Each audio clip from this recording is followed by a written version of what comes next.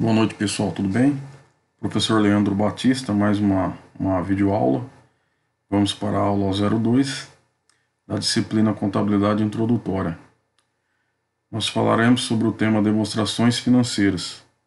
Qualquer dúvida pode entrar em contato comigo pelo WhatsApp 18 981 23 6943 e pelo e-mail prof.leandro_bs@hotmail.com.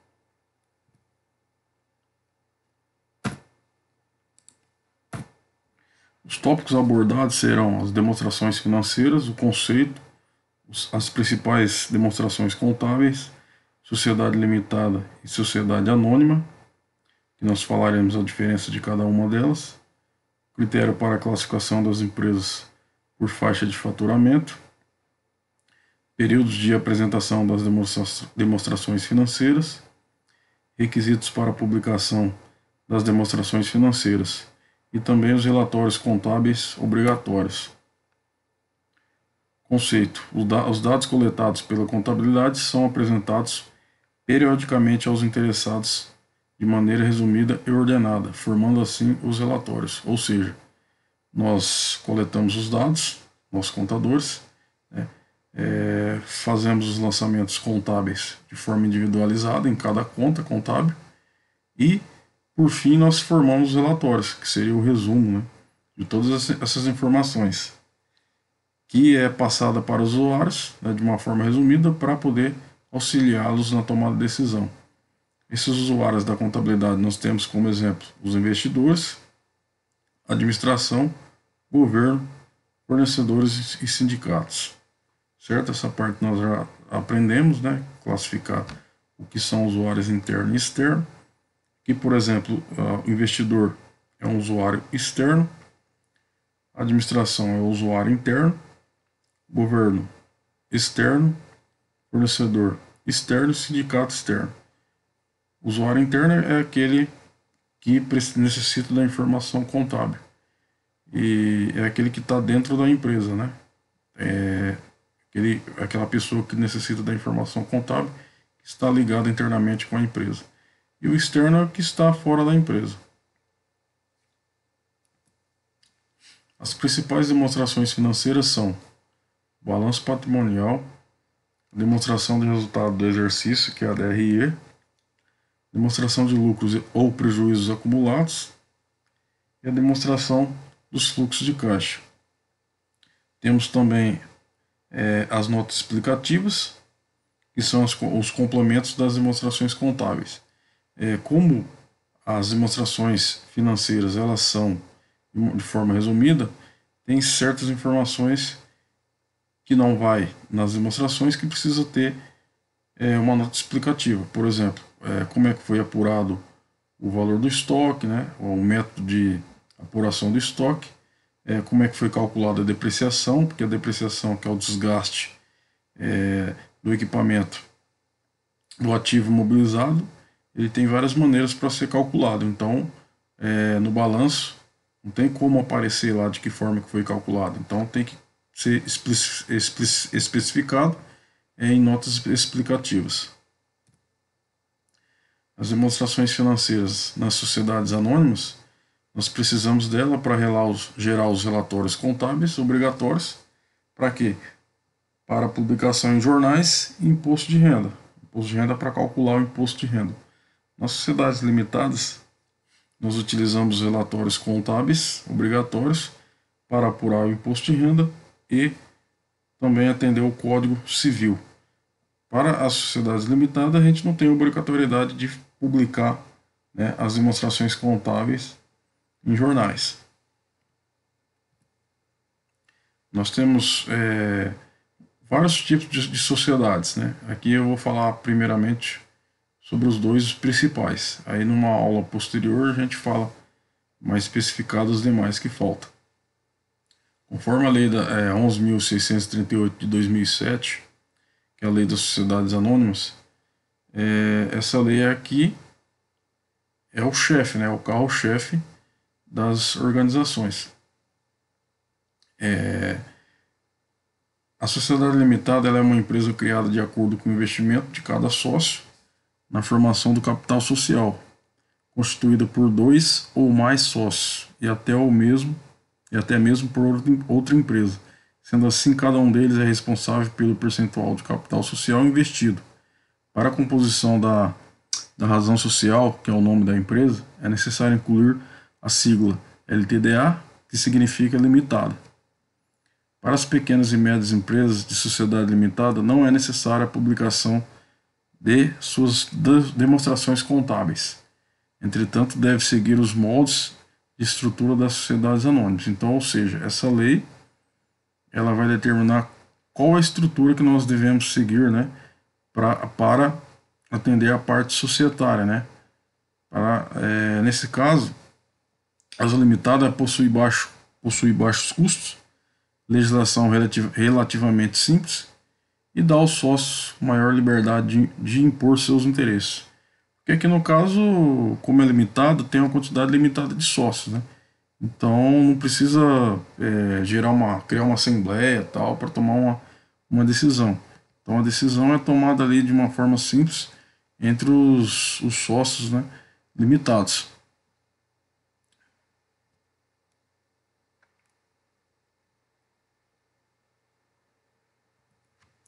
A sociedade anônima ela é composta por dois ou mais sócios, seu capital social é dividido por ações ou cotas. Esse tipo de empresa, de sociedade, ele possui uma certa complexidade e geralmente já está mais amadurecida. Os sócios possuem o objetivo de acumular capital. Então, aqui nesse grupo, ele se enquadra mais aquelas empresas de grande porte. A sociedade de capital, ela pode ser classificada de capital aberto ou de capital fechado. Capital aberto, o valor ele pode ser negociado na bolsa de valores, e a sociedade de capital fechado, ela não pode ser negociável na bolsa de valores. Então essas sociedades anônimas, elas estão sujeitas à fiscalização da Comissão de Valores Mobiliários.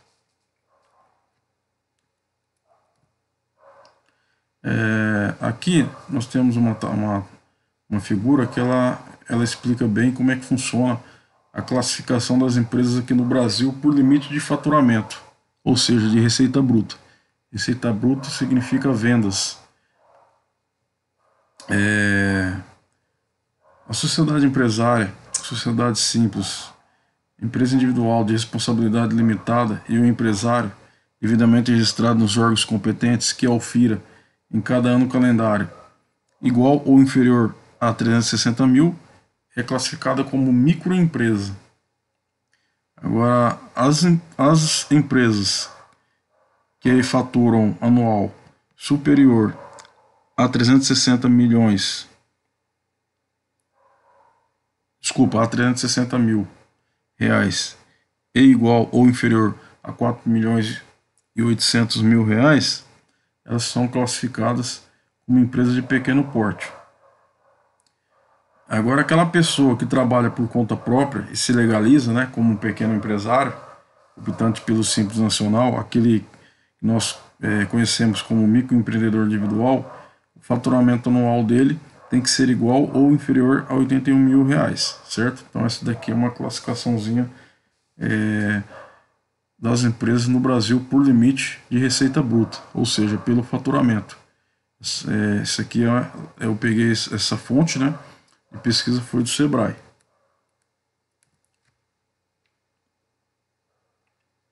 Período de apresentação das demonstrações contábeis.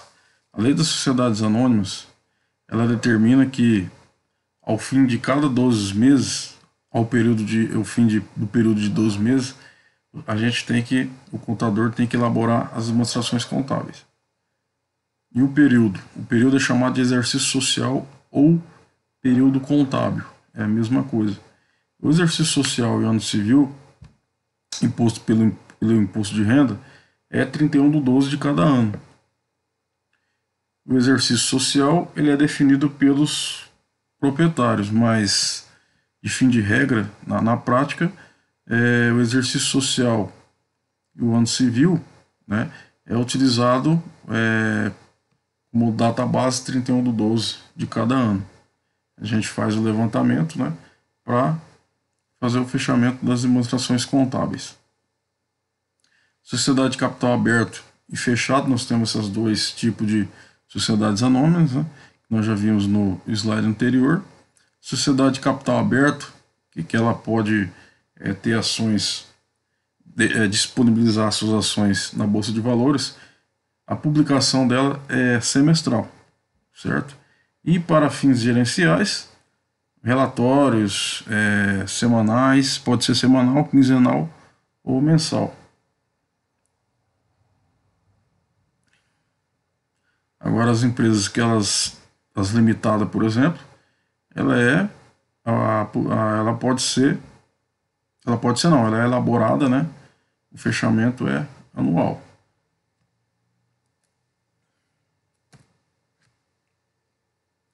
Os dados fundamentais para a publicação. Para publicar uma demonstração financeira, que é a mesma coisa de demonstrações contábeis, a gente precisa da denominação da empresa, que seria a razão social, seria o nome empresarial, o título da demonstração, balanço patrimonial, DRE e assim por diante, a data do exercício social, por exemplo, se nós iremos fechar 2019, então a data do exercício social é do 1/1 de 2019 a 31/12 de 2019. Nós temos que ter os valores do exercício referência e anterior.